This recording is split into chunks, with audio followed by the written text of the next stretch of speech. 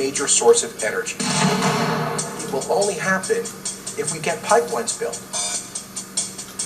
Oui au pipeline, malgré la crise mondiale, l'Alberta approuve la construction de Keystone XL. C'est après la pause au téléjournal.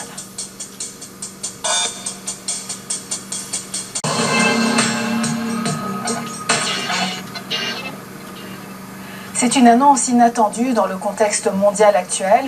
Alors que le prix du pétrole est à son plus bas, l'Alberta et l'entreprise TC Energy vont officiellement de l'avant avec la construction du pipeline Keystone XL. Un projet plusieurs fois retardé qui permettra de transporter le pétrole de l'Alberta jusqu'au Texas. Les contribuables albertains financeront une part importante du projet, évaluée à 11 milliards de dollars. Valérie Gamache. En pleine crise sanitaire et devant une récession mondiale qui semble inévitable, l'Alberta se lance dans les dépenses. Le plus grand risque est de ne faire rien. Jason Kenney donne le feu vert à la construction du pipeline Keystone XL en investissant les 1,5 milliard de dollars nécessaires pour couvrir le coût des travaux jusqu'à la fin de 2020. Nous sommes confiants que c'est un bon investissement, un investissement essentiel et une marque de confiance dans l'avenir de notre économie. Le premier ministre compare lui-même la situation économique actuelle en Alberta à celle de la Grande Dépression des années 30. À court terme, le projet créera 7000 emplois. Ce pipeline, c'est donc une bouffée d'air frais pour l'Alberta. Je pense que pour les Albertains, c'est un message rassurant pour dire... C'est aussi une façon de mettre de la pression sur le gouvernement Trudeau, qui répète que l'industrie pétrolière aura droit à une aide d'Ottawa, mais qui n'en a pas encore précisé l'ampleur.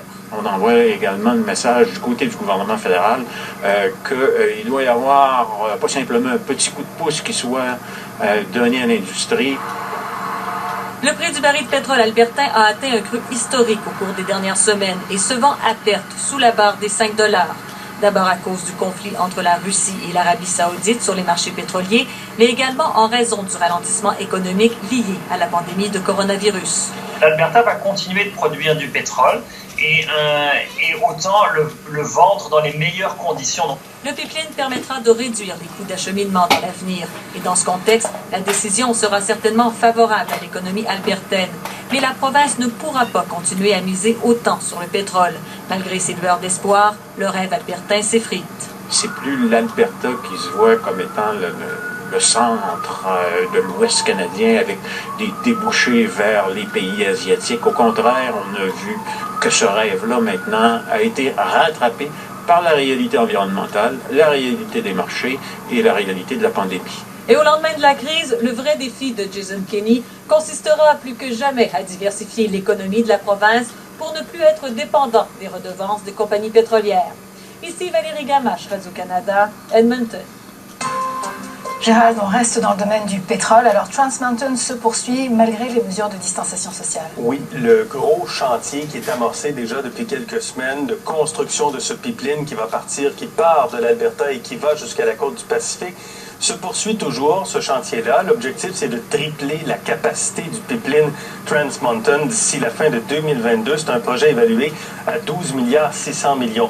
On comprend que c'est important pour l'économie de l'Alberta, justement, pour l'économie canadienne également, mais il y a des gens dans les communautés autochtones qui disent qu'il y a beaucoup de travailleurs qui se déplacent et qui craignent qu'on augmente finalement les risques de contamination. Le premier ministre Trudeau a dit aujourd'hui que toutes les mesures sont respectées. Nous savons qu'il y a toujours plus à faire par rapport aux travaux. Je suis confiant qu'on est en train de prendre, que la compagnie est en train de prendre toutes les mesures nécessaires pour garder les gens en sécurité. Donc à suivre donc. Et puis